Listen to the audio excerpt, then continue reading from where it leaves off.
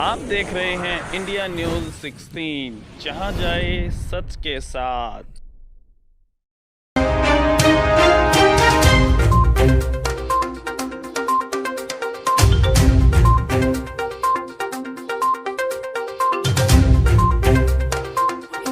जी स्वामी जी, महेंद्रगढ़ ज़िले में आप आए हैं, क्या कुछ उद्देश्य है महेंद्रगढ़ ज़िले में आ जाने का? हमारा उद्देश्य पूरे हरियाणा प्रदेश के सुधार का है, सामाजिक दृष्टि से, आर्थिक दृष्टि से, आध्यात्मिक दृष्टि से।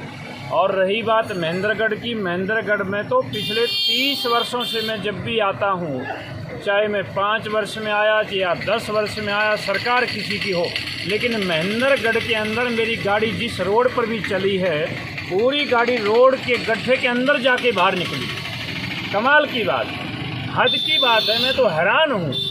पूरी दुनिया के अंदर भारत का नाम हो रहा है, विकास की बात हो रही है। हरियाणा प्रदेश के अंदर 10 वर्षों से एक सरकार बैठी है, लेकिन महेंद्रगढ़ का मुझे नहीं मालूम यहाँ का कौन रखवाला है और कौन पहले रहा है।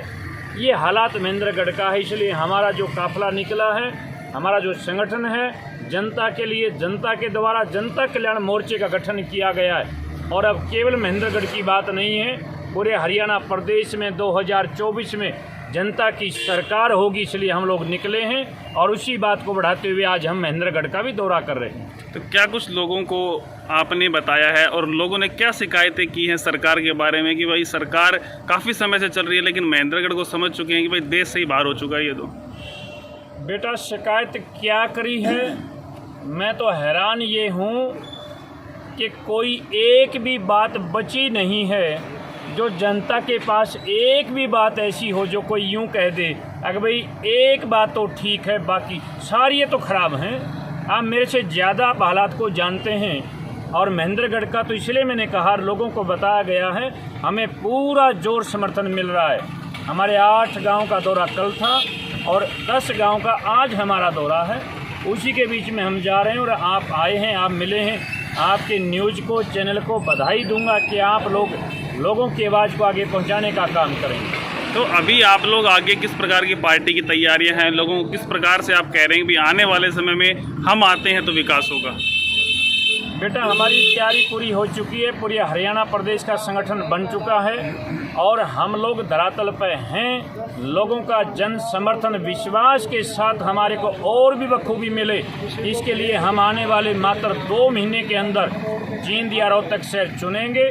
और आज तक हरियाणा प्रदेश के अंदर ऐतिहासिकता को कायम करते हुए कम से कम भी 3 लाख लोगों की रैली करके हम ये आगाज़ करने वाले हैं।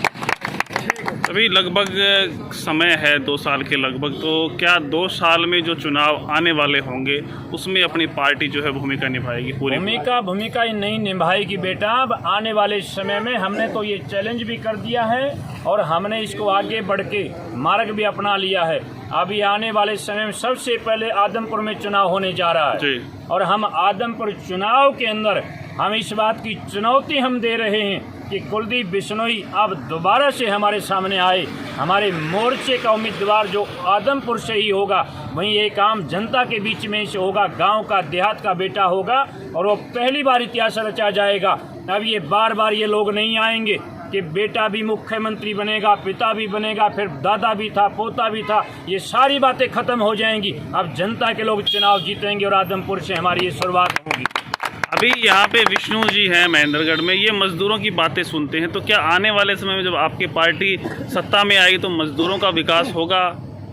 मजदूर के अलावा आप ये बताइए, इस ज़माने में किसके हाथ में ये पावर है जो इसको खड़ा कर सकता है? पावर तो किसी के हाथ में मोबाइल है, ये मजदूर ने बनाया, कपड़ा मजदूर ने बनाया, ये सारे बच्चे मजदूरी कर रहे हैं, सारी दुकानें मजदूरों की हैं। हम लोग सारा कपड़ा भी, ये गाड़ी भी, ये चारपाई भी, कुर्सी भी, मजदूरी सब कुछ करता है। और सबसे पहले देश के संसाधनों पर अधिकार है तो मजदूर का होना चाहिए। ये जनता कल्याण मोर्चा सबसे पहले मजदूर के लिए काम करेगा, क्योंकि हम सारे लोग मजदूर हैं। ठीक है।